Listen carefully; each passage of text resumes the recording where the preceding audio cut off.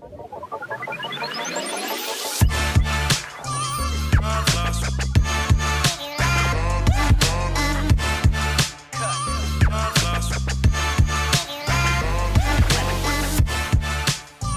everyone. Welcome to the Transfer Portal CFB podcast, powered by NoContextCFB.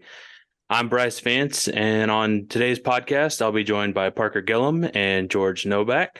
Parker, how you doing? Doing all right. Yeah, doing pretty good. Glad to be on my first podcast as a new member. So I'm excited. And George, how are you? I'm doing good. This is my third podcast now, so getting a couple under my belt, and it's actually Combine week, so pretty excited for that too. It's going to be a lot of movement on the draft boards this week. Yeah, definitely a lot of movement on the draft boards. We have some teams that have started spring practice already.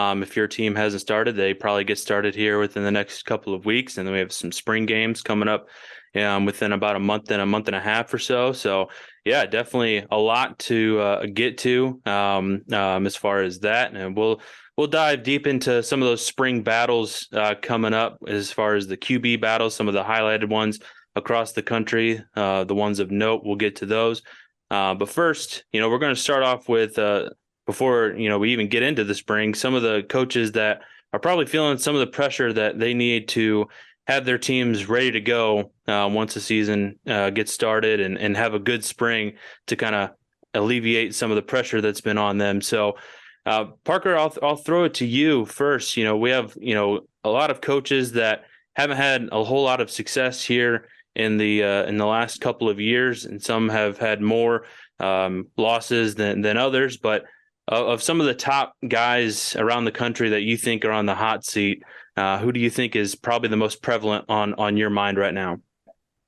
I mean, there's a couple, but I look at Neil Brown at West Virginia probably as the first guy. He was very close to the end of last season to kind of getting fired. I think the buyout kind of played a role in that. But I mean, yeah, you've had 2 winning seasons, 1 bowl win. West Virginia, they're not a program that's necessarily used to competing for national championships, but they're nationally relevant year in and year out.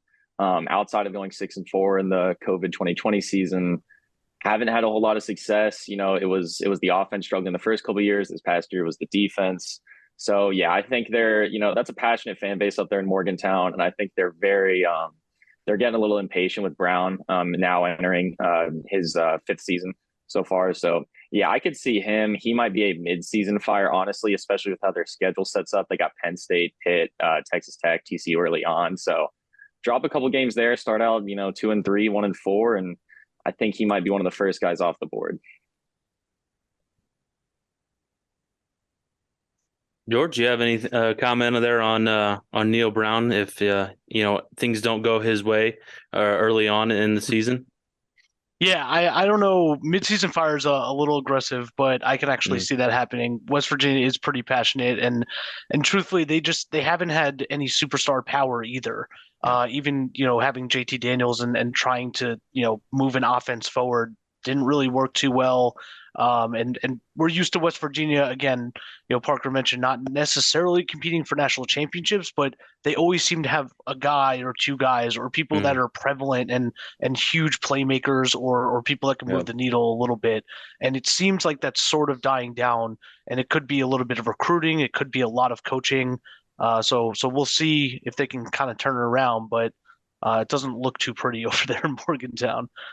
No, it feels like you mentioned, kind of like the 1 or 2 super. It just feels like they've always been, an exciting team to watch on the field on Saturdays. And they just, outside of, the Pitt game last year that, came down to the wire early on in the season. After that, we just really never saw them in too many of those games that were, down to the wire and back and forth and having a whole lot of fun. And obviously that environment in Pittsburgh was wild.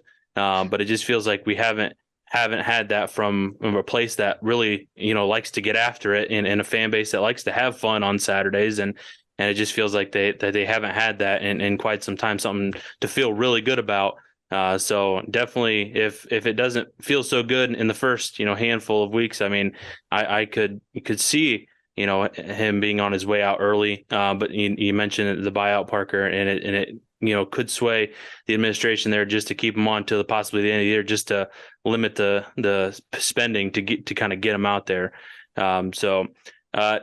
Next, it feels like that, a lot of those other guys that have been in that situation. I know a person kind of near and dear to you, Parker, is probably Eli Drinkowitz, and you being, on the campus of Mizzou. How are things going there in Columbia?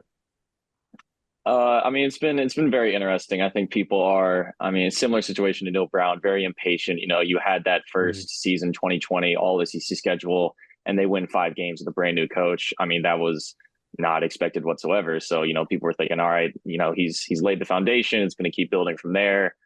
And then the past 2 seasons have been very similar. You start out rough. It was, 2-3 this past year, 2-4 the year prior. Then you rally at the end, make a bowl game, you lose the bowl game. 6-7 these past 2 seasons. Fans are getting a little bit impatient for sure. The recruiting's been off the charts. People love that. He's pulling in a lot of the big St. Louis and Kansas City talent, which is great. But the big question for him now is, I mean, A, can he develop this talent? And then B, the quarterback situation is, the number one thing that has probably plagued him throughout his time here. Brady Cook was injured a lot of last season, but really didn't seem like the answer. Brought in Jake Garcia from Miami, a talented kid, but not really proven. You got a blue chipper in Sam Horn, but he's also playing baseball right now. Just got dinged up last week, so you don't know what's happening there. And then outside of that, the other glaring issue has been offensive line play. They do not match up. I mean, you can look at them and they do not match up with other SEC offensive lines. And that's hurt them almost more than quarterback play, just not being able to run the ball, especially this last year. So, I mean, the current AD did not hire him, so she does not really have any major ties to Drinkwitz per se. So I think this is a make or break season. You have to improve on 6 wins. I think you got to get at least 7. But in the SEC, at a program like Missouri, it's hard to pick out 7 wins on a schedule, when they're playing Georgia, Arkansas, Florida, Tennessee every single season, and LSU this season as well. So, a lot of big swing games for them. They lost a lot of close ones last year, so we'll see if they can turn some of those around this time. Yeah, Mizzou, I mean, coming into the SEC, they had a lot of hype just because their first season was pretty successful. But yeah, fans don't really like stagnation, and that's super depressing and demoralizing for a fan base, especially when they do bring in good recruits. And a lot of the recruits, one of the reasons they did go to the SEC was to kind of boost their recruiting profile, to say, hey, you're going to be playing against the highest talent. These are the best teams in the country. This is the SEC East. These are the people you're going to be playing against. All these people are 5 stars. They're starting to bring in, a couple of 4 or 5 stars themselves, and it's just not really getting developed. So I think it is a make or break season, but it's a little bit of, is it the, nature or nurture? Are they not developing their talent enough, or is it just, wrong place, wrong time with, Georgia becoming a beast and the SEC East, starting to pick up a little bit more? Yeah, definitely. I mean, it's not just Georgia, it's Tennessee, kind of made that jump, and teams, even Vanderbilt, had, a solid, finish to the year. Kentucky, you never know what you're going to get with them, especially with the new offensive coordinator coming back, Liam Cohen. So their offense could maybe turn it around this year. And then Florida also on that side of the division, obviously. So it definitely feels like a tough road. And it feels like most years, 6-6 could feel like a pretty good season, depending on the schedule and how you get in the draw for the SEC. But definitely it'll be an interesting season in Columbia as well. Parker, who else is at the top of your list as far as coaches on the hot seat? Is there any other name that is kind of in that same situation as Drinkowitz, where it's a make or break season for this person in particular? Yeah, I mean, similarly to Drinkwitz, Tom Allen's kind of in a situation where he's at a program that doesn't have incredible historical pedigree. They don't pour a ton of resources into football, in comparison with the rest of their conference. And yeah, I mean, he took Indiana in 2019, 2020 to places they had really never been, as high as ranked number 7 in the AP poll in 2020, 8-win season in 2019. So, I mean, and everything looked like it was trending in the right direction. He was recruiting better than Indiana ever had. And everything has fallen off in 21 and 22. I mean, Michael Penix getting hurt, then transferring, that really kind of derailed a lot of that. But yeah, I think this is a tough situation because Tom Allen has turned this program around and they owe him so much, and you cannot discredit for what he's done. But when you've had these past 2 seasons compared to where you were at in 2020, I think that is cause for starting to look elsewhere despite all that he's done. So it would take a massive turnaround this season. And the other unfortunate part is they play in a division where they have to play Michigan, Penn State, and Ohio State every single season. Maryland's moved ahead of them in that division. Michigan State's always going to be there. So it's a tough schedule, and you're already operating behind the 8 ball without the same resources and talent that other teams have. Yeah, it's also a bit of a struggle too when you look at these 2 seasons, 21 and 22, framing them against what he's done in the past. That just is a recipe for, fans getting, super frustrated because they've gotten used to their offense being a little bit more explosive, their passing game actually picking up, when Michael Penix was there. Obviously, we realize that Michael Penix is just a star now, and now he's over in Washington in the Pac-12, but now they're trying to divert back, or they're a little bit more of what we've used to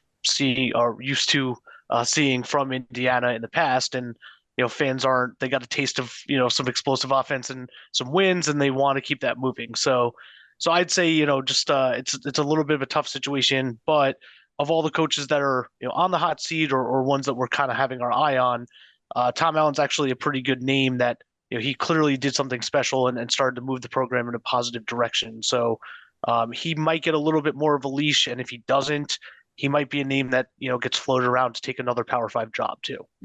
Yeah, for sure. I would definitely expect him to see just the way he kind of goes about his building of a culture, and how he's kind of LEO, love everybody, and it feels like that it's going to be a lot of turnover, especially this season. They did a lot of work in the transfer portal.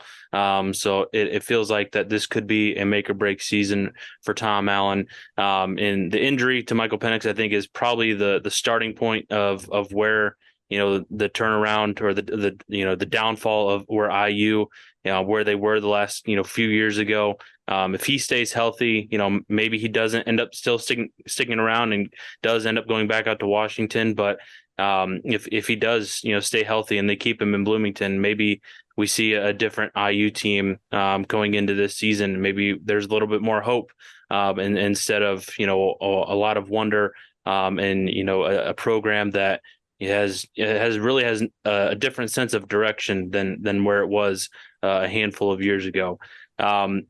Let's kind of move down our list a little bit, and we kind of separated some of these guys into categories. We hit some of the big hitters.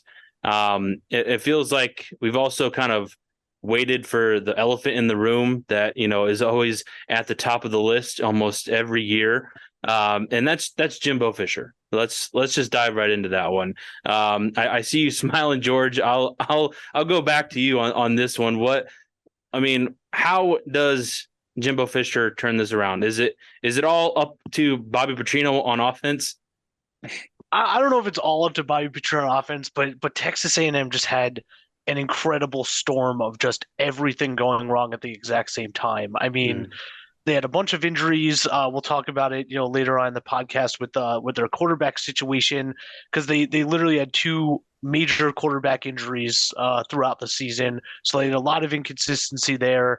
A lot of young guys. They had a lot of high-profile recruits. I think that was one of the reasons, they continuously get ranked. I think they started the season ranked 6th last year. Yeah. And, they actually kind of came into their own a little bit later on in the season and didn't have as bad of a season as everyone keeps thinking they did. Obviously, it's not the season that boosters wanted. It's not the season that A&M wanted starting 6th. They definitely were, the biggest disappointment of the year. But I don't think the sky is necessarily falling.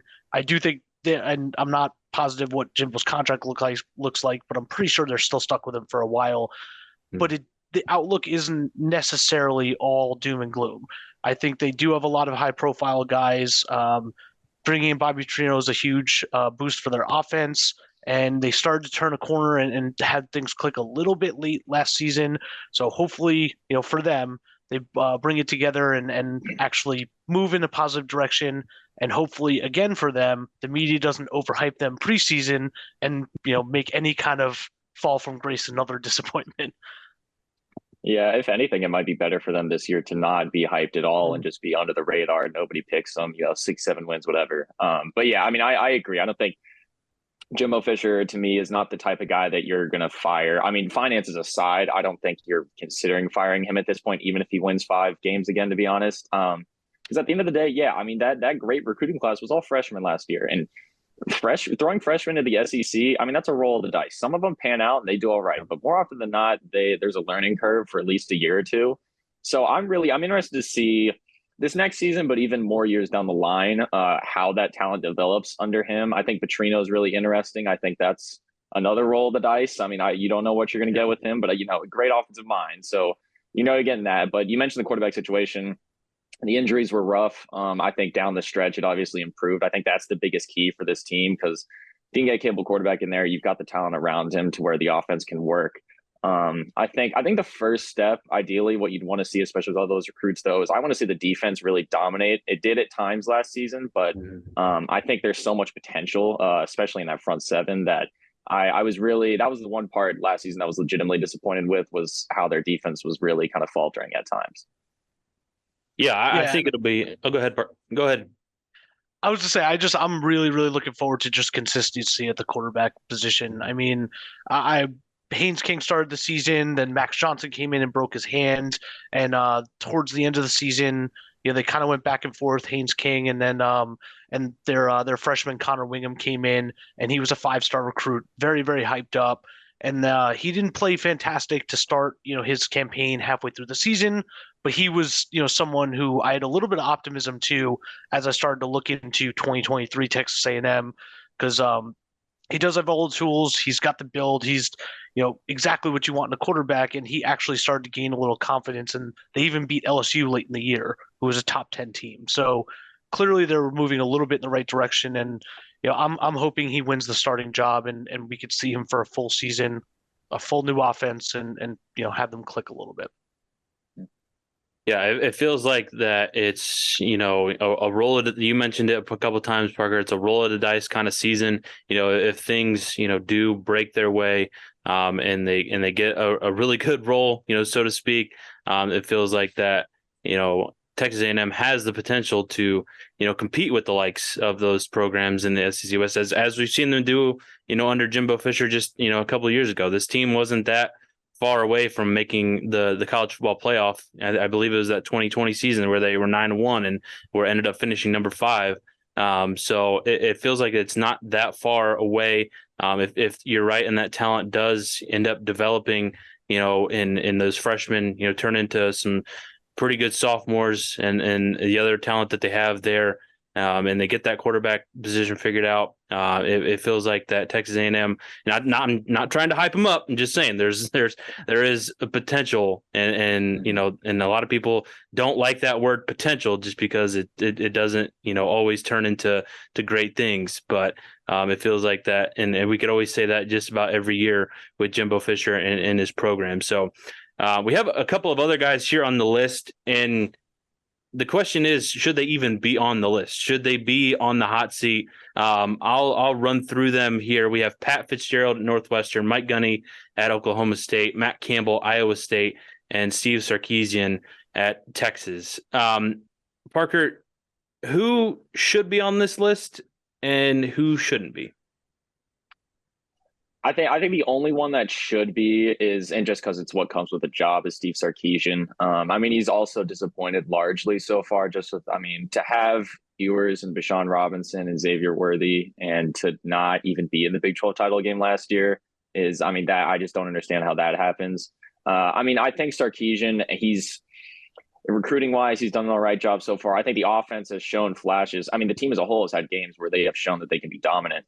I think they just got to get more consistent. I think, I don't know if make or break is the word for this season for Sarkisian, but I think anything less than 9-10 wins is going to put him right on the hot seat.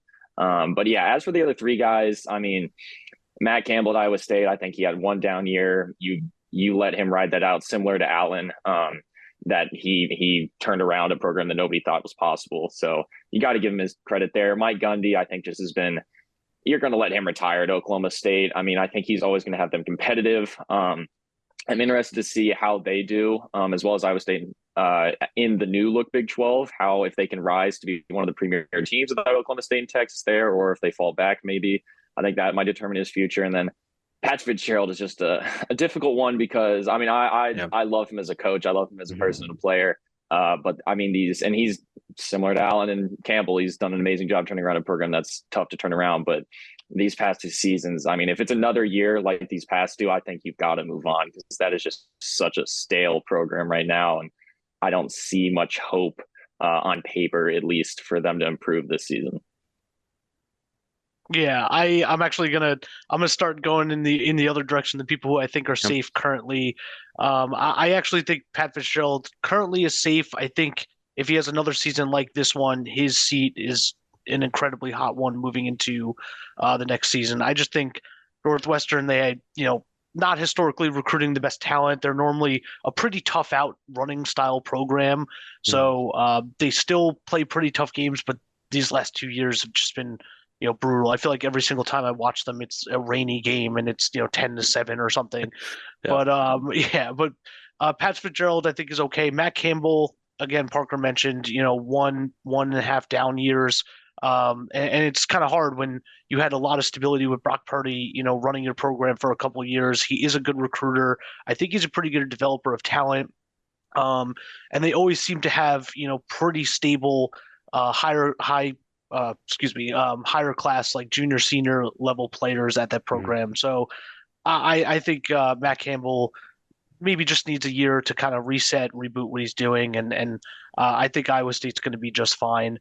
But moving a little bit towards the warmer side, I know Mike Gundy is feels like a career guy with his mullet over there at Oklahoma State, but Mike Gundy, if he's not able to turn around, Oklahoma State, I feel like they consistently fall short of expectations. They're normally a top 15, top 20 team at the least to start every season. They always have hyped up prospects, receivers, running backs. They had Spencer Sanders start the year at quarterback, and I don't really know what happened. I don't know if the offense didn't click. I don't know if he wasn't making good decisions. It just seemed like nothing was working the way it normally works, and they weren't able to put up points like they normally are. And I think, after this year, Texas and Oklahoma leaving the Big 12, if they're not running for the Big 12 title every single year, then there's a massive issue, and Mike Gundy's seat's going to be flaming hot. And then lastly, my beloved Texas Longhorns, Steve Sarkisian. The more things change, the more things stay the same, and I feel like Texas always early in the season plays incredibly well. It seems like they're motivated. The offense has flashes, like Parker said, but they can't really be consistent, and they always tend to lose games that they should win. They're favored by 7 points, or 10 points, and they'll get upset by an Iowa State, or they'll get upset by a TCU, or they'll lose a fluky game, and then they'll be able to play Alabama super close, and then beat Baylor, who has a pretty good defense, and then beat Oklahoma and look fantastic in those games. So I think we're going into year 3 of Steve Sarkisian. His offense is there. He has a returning quarterback. I know the running back room just got decimated, but they have a fantastic starting or returning running back in Killian Robinson, so he's going to be the highlight there. Xavier Worthy's coming back, and we have a pretty good incoming class of recruits too. I think they were a top 3 or top 4 recruiting class. So it's kind of make or break time for Stark. I know I hate saying that because every couple of years Texas fans are like, what are we gonna do? We're gonna start from scratch, but we hired him for explosive offense and to kind of blow the doors off teams, and it just doesn't seem like they're consistently able to do that. Yeah, it feels like Steve Sarkisian should be on this list because every single year a Texas coach is on this list, and he fits the bill kind of perfectly, and you mentioned all the great points of being close with some of the better teams and just falling down on their face against some of the mediocre or below average teams, kind of playing to the level of their competition, on a week in, week out basis. So I think he should be on this list. I think Matt Campbell is probably safe, probably for the reasons that you guys mentioned.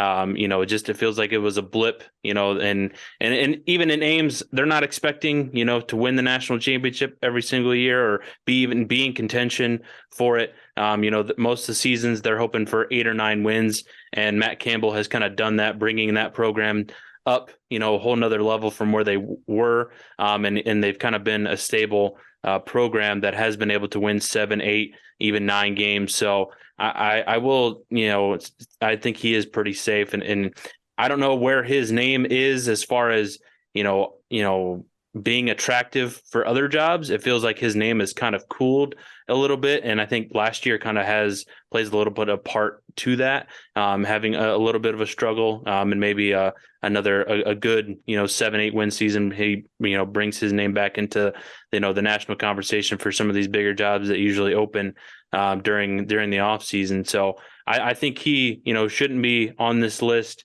for the most part. I think Mike Gundy, for me, it just feels like that the message in the locker room, it just feels like it's going over deaf ears, especially this past season after, they got off to a pretty decent start and then the wheels just kind of fell off. And I believe they lost 5 of their last 6 games. And they just haven't had a double-digit win season, I think, in the last 5 seasons. And they're not one of those programs that, again, is competing for national championships, but has those, every 3 to 4 years, they look like that they could be, and get to double digit wins. But it just feels like that maybe he's had some run-ins with the off the field concerns, and, with some of the stuff, that has gotten him into hot water and nationally. So it just feels like that potentially, if he doesn't have a better season in Oklahoma, in Stillwater, that it just feels like that if he might not even get a chance to coach in the new Big 12. But I think that he more than likely will probably end up getting there just because he's been there for so long. And another guy that's been there for long enough that he has probably the right to retire there is Pat Fitzgerald. It feels like he's also in that current Kirk Ferentz conversation. He can retire when he wants. But if they have another 1-win season, they might just ask him, hey, can you go? Because we don't want to do this to one of our own. We know you've done, great things for us. But it just feels like that whenever Northwestern is always kind of counted out and we shouldn't expect anything from them, they end up winning the Big Ten West and they're in the Big Ten championship game. And we're all wondering how in the world did they get there? So I think he needs, kind of one of those seasons, maybe just making a bowl. I think we'll keep him pretty safe, and being competitive in the Big Ten West and not getting blown out, and looking, at least competent on offense, just because they haven't in the last couple of years. It just feels like that could keep him around. But I think his seat is a little warm, just because of how dreadful they've looked offensively. Any other coaches that you guys, are out there thinking about? Is it too early? I always think that, Steve Sarkisian felt one that felt like it was a little too early, but as I mentioned at the top, it feels like that the Texas coach is always on this tight kind of list. Is there any coaches in there after a couple of years or 2 that it's still kind of too early to judge them and they haven't gotten their guys in there and gotten the program in the right direction? Yeah, I was going to say the last point on Fitzgerald, maybe he just needs to go play all his games in Dublin and they go undefeated, because, clearly he can only win across the ocean. But yeah, I mean, in terms of some of those guys, I think one that comes to mind for most people nowadays is Billy Napier at Florida. I personally don't think he should be fired after this season, no matter what happens. But I know that's not how SEC football works, especially not in Gainesville, with the level that they hold their program to. Unfortunately, I think it's a perfect storm for them to have an even worse year than last year. You lose Anthony Richardson, the quarterback spot's going to be competition, and I don't know if you necessarily love any of the options there. And then outside of that, I mean, there wasn't, outside of Anthony Richardson, there was not much that was notable about that Florida team last season. So, yeah, I mean, even 6-6 again, if people are going to really start looking at him, it'll be hot. Anything less than that, I think he's gone after this season, which I think would be a little unfair. I do think he does need more time to bring his recruits in, and stuff like that. So I think he's one. I think Brent Pry, Virginia Tech, is just for me instinctually, something did not feel right last season. I mean, I know first year and Virginia Tech cupboards were bare talent wise for the most part, but you still should not win, 3 games there. And I just offensively, they looked so. I mean, it reminds me of how Northwestern looked last year, so dysfunctional. And I know he's a defensive minded guy. if he can't get the offense going, or at least hire a coordinator to get it going, I think that's going to be a big issue, because Virginia Tech's another program that they're not going to stick around and just be, down for a couple of years. They're going to move on. So two guys, I mean, entering their second seasons, but I think just because of how the circumstances are, they're going to be on a pretty hot seat at the end of the year. Yeah, I was going to bring up Billy Napier too, and for a similar reason, but then a little bit different of a spin on it. If you have a talent like Anthony Richardson and not being able to develop that, or win a significant amount of games with someone like that who is now being talked about as the first pick in the NFL draft, something doesn't sit right to me. Whether maybe he just isn't the quarterback that some people think he is, or maybe they just weren't able to develop or even build an offense around his skill set, which seems insane because his skill set is basically limitless. So I'd say Billy Napier, not on the hot seat, not necessarily warm, but like you guys said, if it doesn't continue to develop or move forward, or see significant progress, that might be a seat that's starting to warm up a little bit. And then another interesting one, which isn't necessarily on the hot seat because he just finished his first year, is Tommy Chang in Hawaii. And the reason is he was actually, played quarterback there, set a whole bunch of records that, Colt Brennan had broken a couple years ago. But, early 2000s, Tommy Chang was, throwing teams out of the building, and a super exciting offensive, player. And going over there, it was a big homecoming moment for the Islands. And I think they all kind of welcomed him with open arms, and thought that he would be their savior to bring their offense back to prominence and start to recruit a little bit better. And it just did not really work last season. So I'm not not putting him on the hot seat yet, or even saying that his job's in any kind of jeopardy whatsoever. But that's not really the homecoming he wanted, and I think he's going to have to start making some changes and making it a little bit more exciting, because his name's only going to carry him so far coming back home to Hawaii. Yeah, I guess for me, it feels like that Billy Napier is maybe not on the hot seat, but you're starting to question, how is he handling, the NIL stuff, because, with the Jaden Rashada stuff, it just felt like a huge mess there. Is they're able to get the program and the collective, kind of on the same page, and can they get this thing moving in a positive direction after, a not so great season? And it feels like that, another average season might just add fuel to that fire. And if they're not able to get everything, on the same page, they had some assistants, leaving here early on in the spring already. It just feels like that there's not a lot of good things in the water right now. So they definitely need a good season on the field, and one that's better than 6-6 or 7-5, just because they expect a lot more than that down in Gainesville. So we'll kind of use that as a transition into our next topic. And Parker, you kind of alluded to it with the quarterback situation, and there's not a lot of desirable options for Florida right now, or any that are jumping off the page. Is there, what kind of direction do you feel like that they should go? Is there anybody that, even though you said despite, not a lot of promising options, who is the most promising in your eyes? I mean, tough question, because who knows how Graham Mertz is going to come to Gainesville, and if this will be a revitalization of his career, or if he's going to kind of remain the same. A lot of people argue, he's going to have some better skill position talent around him at Florida. Maybe that'll help. The biggest thing I wonder with that is you're going to have to entirely, just based off skill set, he is the opposite of Anthony Richardson. Right. You're going to have to change a lot there, I would imagine. And if it is Jack Miller, he was talented out of high school. He's experienced after being behind Richardson last year. But neither of them are all that proven. Mertz has always struck me as very limited in the passing game, but that could also just be Wisconsin's offense kind of limiting him. So I think he's a big question mark. I think he was an interesting pickup considering all the other quarterbacks that were out there. But I'm willing to wait and see kind of what Napier saw for him. Because again, Mertz was a 5-star grid out of high school for a reason. He's got the talent. I'm interested to see if it will come together this season or not. Yeah, I think I expect Mertz to win the starting job, especially transferring in. I imagine, he's talked to the coaching staff, understands what he's getting into.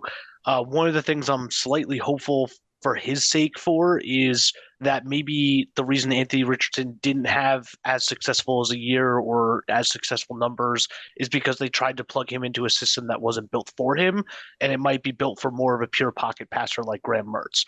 So we know he's athletic. We know he has a really good arm. He was a 5-star, like Parker said. So maybe he just really needs new surroundings and a new coaching staff that can, take advantage because we know Florida is going to have athletes everywhere. So he's going to have support. And, last year they had a pretty good offensive line. A couple guys going to get drafted out of the line. So we know they recruit pretty well. Hopefully, he's got a chance to showcase a little bit better what he can do in the SEC. Yeah, I'll throw it right back to you, George. Who else kind of around the country, what other quarterback position battles, have your eye on as far as there's a lot of top programs that, are kind of undecided going into the spring here. And it feels like that these spring practices and the spring games, we should feel like we're getting some clarity with some of these programs. Yeah, I think probably the closest one because we'll stick with some of the big hitters here. Yeah. Bryce Young leaving Alabama leaves a huge gaping void at Alabama for what he did for them. So I think that's going to be the closest competition because Jalen Monroe, he was the backup for 2 years to Bryce Young. He came in when Bryce Young was injured. He played in a lot of garbage time. He is an extremely, extremely good athlete. I think he was a 4-star recruit coming out of high school. So they know he's capable. They know he can run the offense, but he's just not. He doesn't seem to be that next level, Heisman-esque, playmaker that Alabama's truthfully gotten used to. They used to just rely on everybody else and just have someone manage, but now they've gotten used to having someone, running key and being a Heisman level quarterback. And that's who they really think Ty Simpson coming in as a freshman or now, redshirt freshman is going to be for them. So he was a 5-star recruit, great prospect. He could throw on the run, every arm angle. He's a super exciting prospect if I'm Alabama, and truthfully a little frightening since Texas has to play them this year. But I would say that's going to be an interesting competition because similar to what Michigan had last year, where they had two guys that people saw as 1A, 1B, and the younger one was the 5-star that everyone saw as the future. It kind of lends towards are we going to go with them right away, or are we going to make sure we have stability moving forward, and then maybe the 5-star younger recruit Ty Simpson can take over as the season goes on. Yeah, and I think I kind of agree with you. I think it'll be very close. I'm intrigued to see where Saban goes from this because, I back 2015, 2016, he played generally older veteran quarterbacks, game managers that were experienced within his system. We've seen recently he's been willing to throw freshmen at the halftime of a national championship game, for instance. So I don't think there's any reservations with how, young, he's also redshirted a year with how young Simpson is. Yeah, Monroe kind of strikes me. I think the easy comparison is Jalen Hurts, just with his running ability and how he might be semi-limited as a passer, at least at this moment. But Alabama has also made two national championships with Jalen Hurts on the roster. So yeah, I think it's going to be a tough one. I think it's going to come down to whoever has a better grasp of the offense, really. I think the only thing probably holding Simpson back will be that. And after redshirting a year, you would imagine that he has come far long enough with that. So, yeah, it'll be a battle. I would imagine goes deep into fall. Saban's not the type that usually makes an early decision or hints to the media anything that's going on. So, but yeah, and maybe they bring Monroe in for some run packages, let Simpson handle the game mostly, and they draw some stuff up for Monroe in the red zone or short yardage. Something else I could definitely see happening too. Yeah, I think, alluding to that, obviously the new offensive coordinator, Tommy Rees down there has, done something similar like that using two quarterbacks in certain situations. They did it a lot, not this past year, but the previous year with Jack Cohn and Tyler Buckner. So you could definitely see, two quarterbacks, obviously, they have, some games early on where, that they feel like that they possibly could do that. But it feels like that, coming in, running a different offense. Well, I mean, they're probably going to be running Saban's offense. Tommy Rees is just kind of go in there just to, build up his resume just a little bit more potentially before moving on from there. So it'll be an interesting decision what they do there. And then, it feels like it's going to be an interesting decision. It feels like we have maybe a front runner for the defending back-to-back national champion, Georgia. George, who do you feel like out of the options that Georgia has? They have obviously recruited very well at that position the last couple of years, and taking over for one of the best college quarterbacks that we've seen, and leading a team to back-to-back national championships in Stetson Bennett. Who's going to be taking over for him this upcoming fall, you believe? So the obvious choice, the front runner right now, is Carson Beck. Carson Beck's a redshirt junior. He's been there for a couple of years. He's backed up Stetson Bennett. He probably has the most grasp of the offense, but the other super interesting or exciting prospect is Brock Vandergriff. He actually showed he was in a couple of games, for a few plays in garbage time last year. He was a 5-star All-American out of Georgia. So he's someone that everyone really has their eye on and is super excited about. But I think, it all depends on, does Kirby have any PTSD or lasting, fear of, hey, last time I didn't go with the, secure, easy choice, guy who understands the offense. I tried to get, something shiny and go with JT Daniels, a transfer, and, someone else to beat out Stetson Bennett. And it just turned out all he really needed was someone just to make the right decisions and play the game. And not taking anything away from Stetson Bennett, but Stetson Bennett wasn't hyped up and wasn't a 5-star recruit and wasn't someone who, they were trying to center their offense around. He just had to do the right thing. So I think the natural progression is to move to Carson Beck, give him a little bit of a leash because Georgia has, a lot of forgiveness with how good they are and how good their defense is. And, unless something really changes, I see Carson Beck being the starter for the remainder of the year. Yeah, it's really interesting to me too. All these guys with these names, I feel like we've been hearing about them for years now. Oh, I mean, Beck, Vandergriff, Stockton. Oh, this 4 or 5 stars coming in. He's going to take over Stetson Bennett's job. He's going to be the future of quarterbacks. Bennett was busy winning national titles, so unfortunately, none of them could dethrone him. So yeah, now you're kind of left with this, treasure trove of talent and guys that have stayed and are also experienced within the offense. So I think it's a great thing that Kirby kind of has going, especially with being able to keep all of them from transferring away. But yeah, I mean, I think I agree. Beck's the front runner.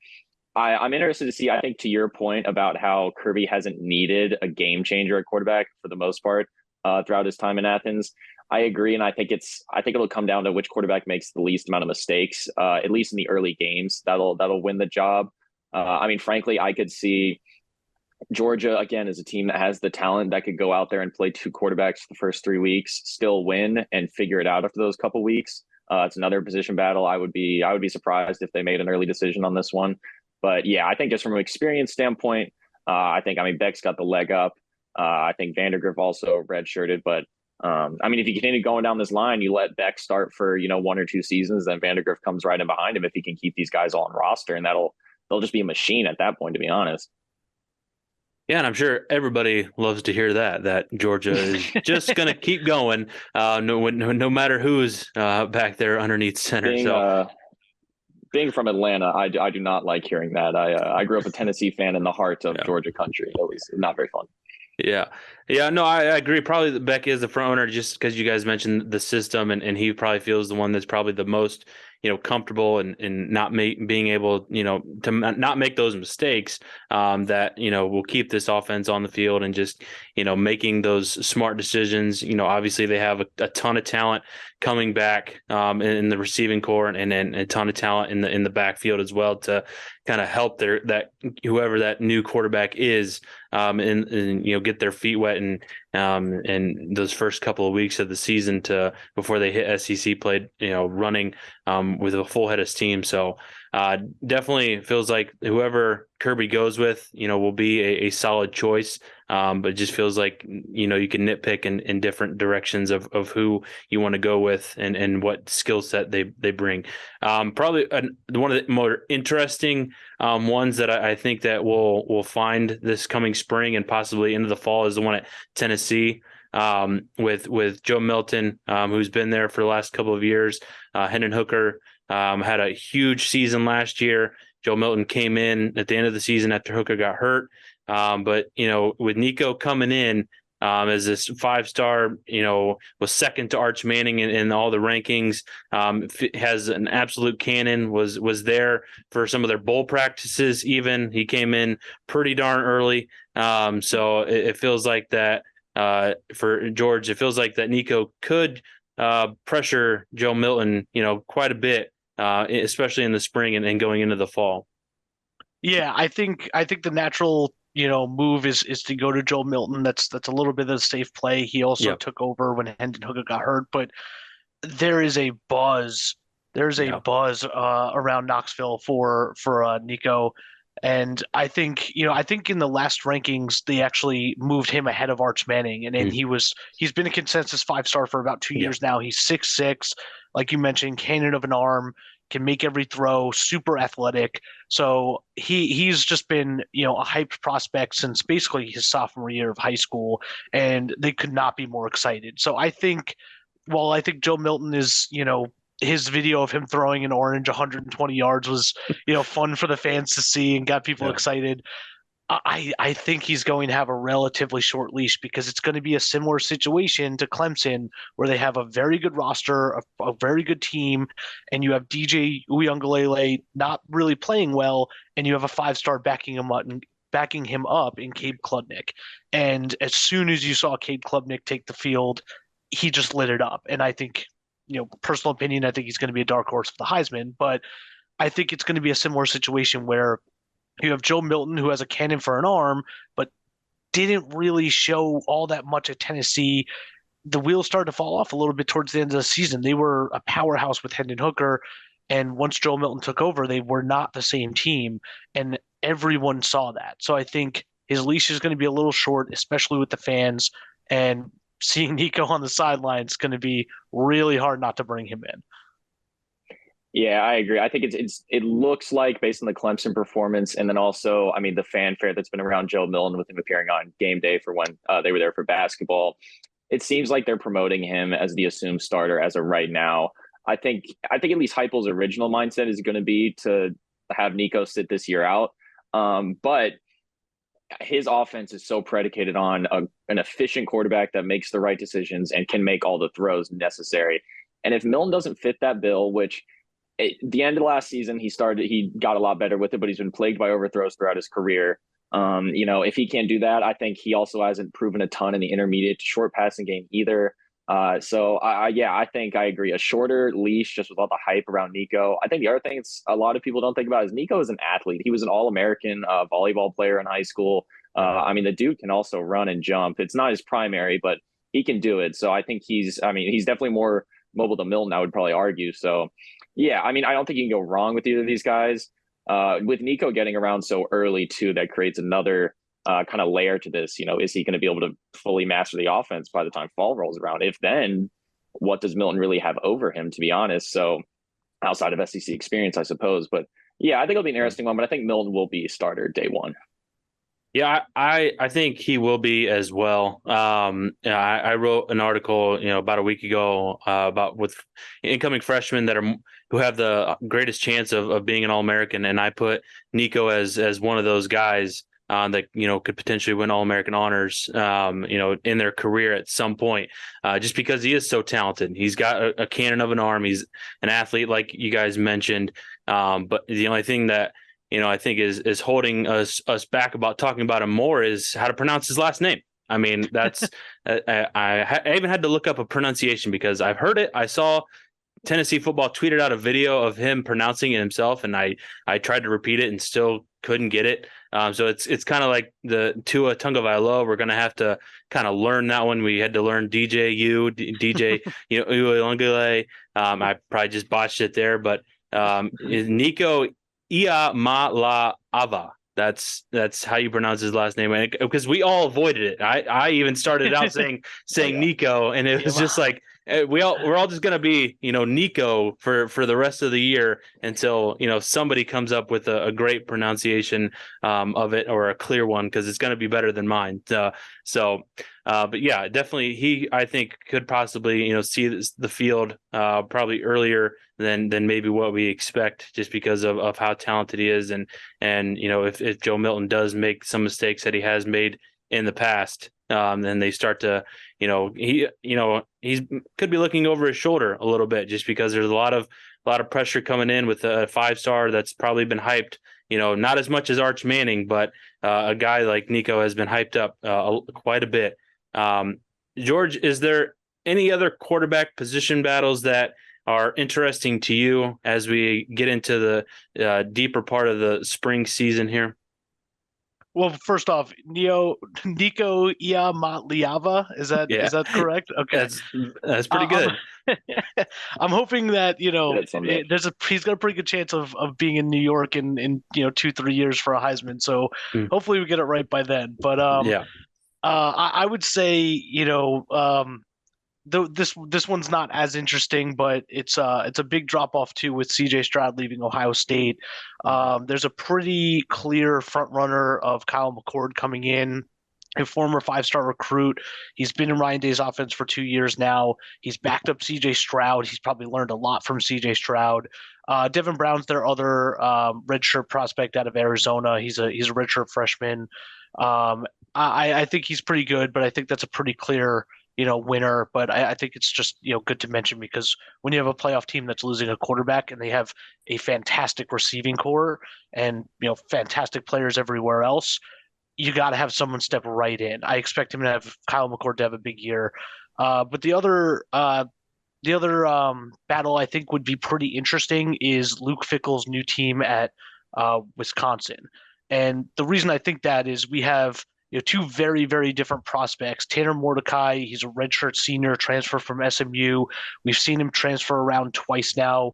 He's kind of that, someone who's very good in college. We're not sure if he's ever going to, make it in the pro level, but he's just a smart college player who always seems to find the spotlight wherever he goes. So I could see him beating out Nick Evers, who's a transfer from Oklahoma, for the starting job. But I think Luke Fickell is going to want to make a splash and start to move his offense forward a good bit. And while Tanner Mordecai did a really good job at SMU, I think Nick Evers has a higher ceiling. And I think if he starts to command the offense maybe late in the year, or if Tanner Mordecai messes up, there's a pretty good chance that he might be able to take over. But I expect Tanner Mordecai to at least start the position as the starter, or start the season as a starter. Excuse me.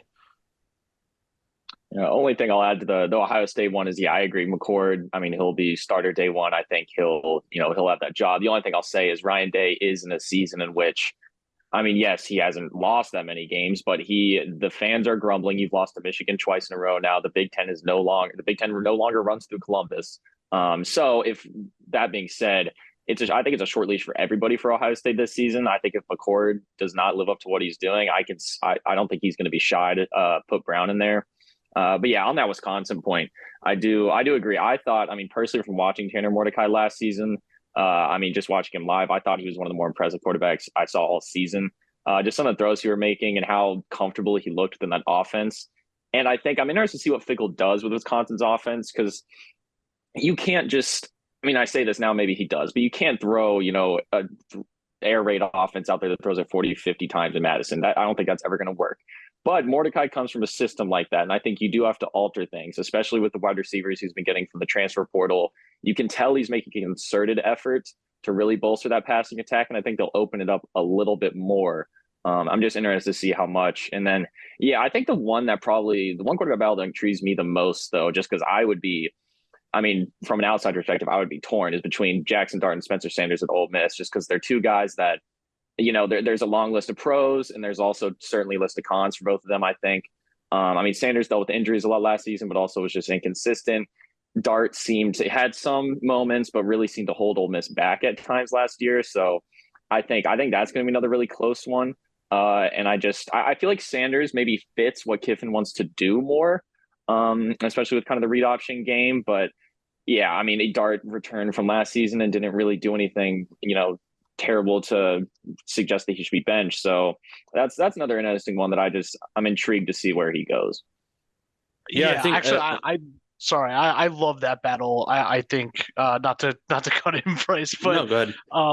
yeah, that battle is super exciting to me because I think it's a similar situation too with Spencer Sanders is, you know, he's been a pretty fixture quarterback at Oklahoma State for a little bit. He was actually a dark horse Heisman to even start the year last year, and then they kind of fell off the table. So it's a hard decision to see, is he really, did they do something wrong at Oklahoma State? Is he going to be able to take this job? Or Jackson Dart, which similar story. I think he has a higher ceiling. He was a 4-star recruit out of high school, actually was bumped up to a 5-star recruit when he was redshirting at USC and transferred over to Ole Miss. So I think Jackson Dart has, you know, all the talent in the world, and I think if he puts it all together, he would definitely be the starter. But like you said, he showed flashes. He was a bit inconsistent. I think Lane Kiffin was getting a little frustrated with that. So we'll see if Spencer Sanders picks up the offense quickly. This might be a pretty close competition.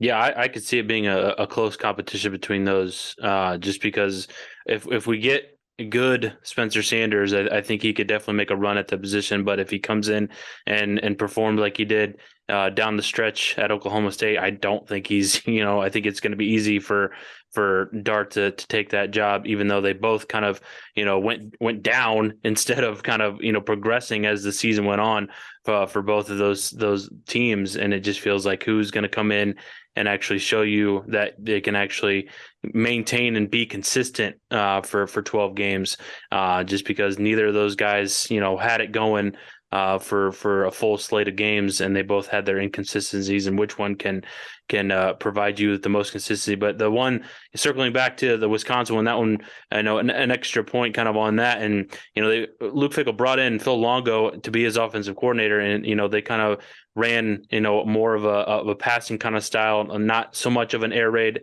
at North Carolina, but they threw it a lot with, Drake May, and he did a lot there for the Tar Heels last season. And it feels like that Tanner Mordecai might be the guy to start out the season, just because of he has playing experience. He's, done it for quite a long time and done it at a high level, and put up a lot of points. But I don't expect them to be, an air raid type of offense at all. I think he even said in his, presser, in his introductory press conference, that they're not going to be, an air raid type style. They're still going to stick to what Wisconsin football is known about. And being kind of a team that runs the ball still really well. I mean, I wouldn't become an air raid offense just because you have Braylon Allen and he's gonna be running, and hopefully in a more spread open offense and not running into 8-man boxes like he was, for the last season and couple seasons. And he's just been running his head into a brick wall, so to speak. So it definitely feels like that the offense should open up in Madison, and it feels like Tanner Mordecai could be the guy to kind of help lead that offense going into this season. Before we kind of get out of here, we're running a little long here. What other quarterback battles kind of interest you guys? And I'll go back to you, George. Which one kind of here, quick hitting, are you most interested in? Yeah, I think a lot of I don't know if I would call these battles, but it's just I want to see where these recruits, progress to, and and if they're as hyped up as they were. We mentioned Texas A&M. I think Connor Wingham was a big recruit. He started to turn the corner. I'm excited to see where he goes. And then Jackson Arnold coming into Oklahoma. Dylan Gabriel pretty solidified as the starter there, so I wouldn't really call this big quarterback competition. But if Brent Venables starts to lose more games, I could see him being, this podcast next year, hot seat for coaches. Brent Venables would definitely be on it. So coaches get desperate when they want to keep their jobs. And if he starts to go on a skid and their offense isn't really clicking, Jackson Arnold is a pretty good guy to turn to, a big 5-star incoming recruit, hype up the fan base. And, if anything, he's going to give you some exciting throws. So. Yeah, I guess for my one, I've touched on a little bit, but I'll play a little bit of Homer.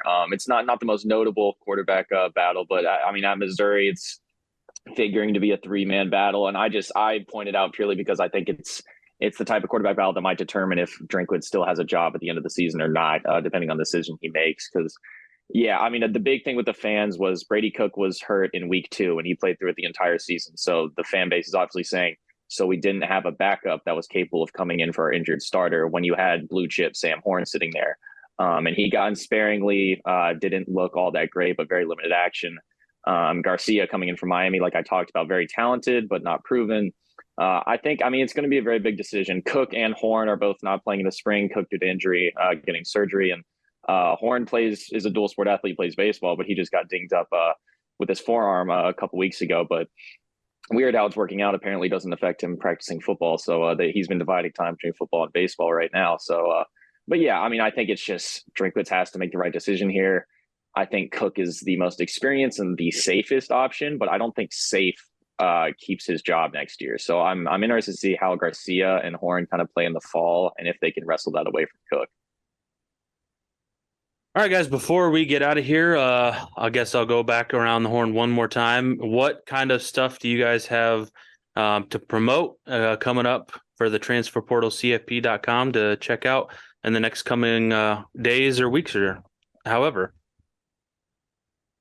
Yeah, I'll go ahead and start. I mean, kind of similar to what we were talking about today. I've got a piece coming out within a week or so about the 3 coaches I think are on the hottest seats and kind of doing a deeper dive into what they've done so far.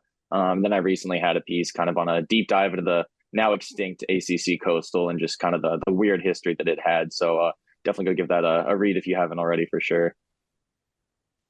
Yeah, I got a piece coming out later this week, doing some NFL draft rankings for quarterbacks.